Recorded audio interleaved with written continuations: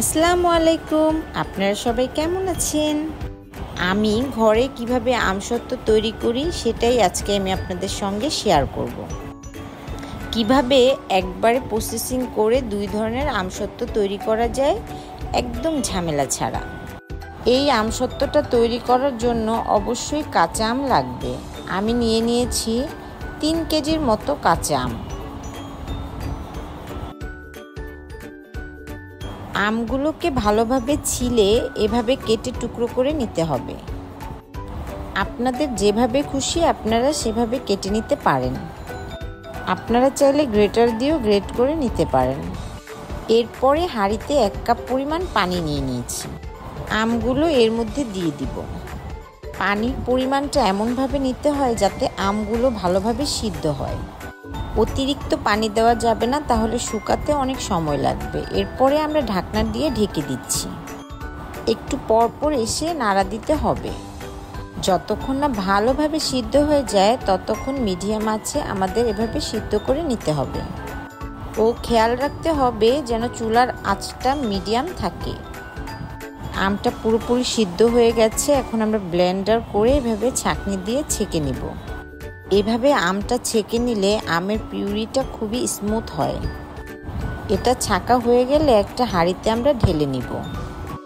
এরপরে রান্না করার পালা। এরপর দিয়ে দিচ্ছি আমরা পরিমাণ মতো চিনি। চিনিটা আপনারা স্বাদ অনুযায়ী দিয়ে দিবেন। আমের টক অনুযায়ী চিনির পরিমাণটা কম বা বেশি হতে পারে। আমটা যদি বেশি টক হয় তবে চিনির পরিমাণটা একটু বেশি লাগবে।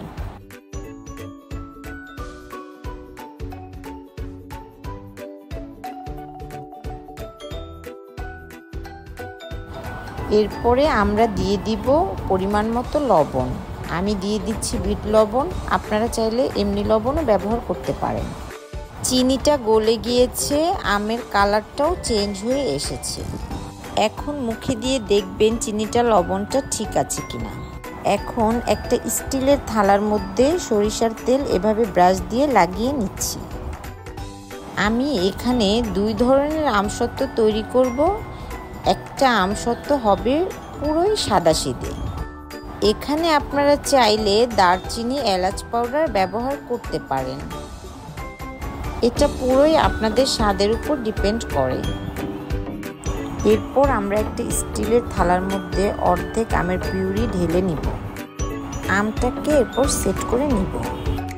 এখানে রয়েছে চিলি ফ্লেক্স ভাজা, পাঁচফোড়নের গুঁড়া আর চিলি ফ্লেক্স কাঁচাটাও রয়েছে।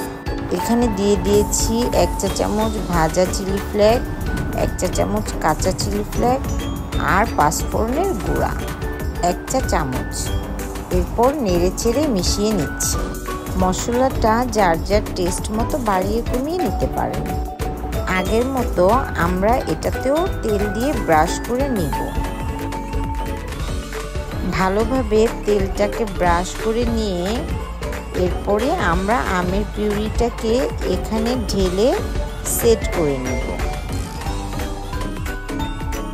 এভাবে চামচ দিয়ে ভালোভাবে সেট করে নিতে হবে। আমটাকে এভাবে সেট করে নিয়েছি। আমটা ঠান্ডা হওয়ার আগে আমাদের সেট করে নিতে হবে। এখন হলো শুকানোর পালা। এই আমসত্ত্বটা রোদ ছাড়াই শুকানো যায়। আপনারা চাইলে ফ্যানের বাতাসে অথবা চুলার নিচে রেখে এভাবে শুকিয়ে নিতে পারেন। তবে রোদে দিয়েও শুকানো যাবে। আপনাদের যে যার সুবিধা অনুযায়ী শুকিয়ে নেবেন।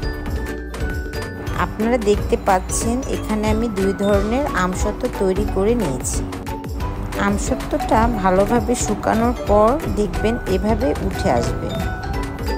এভাবেই খুব সহজেই তৈরি করে নেওয়া যায় আমসত্ত্ব। আপনারা চাইলে এভাবে ট্রাই করে দেখতে পারেন। আল্লাহ হাফেজ।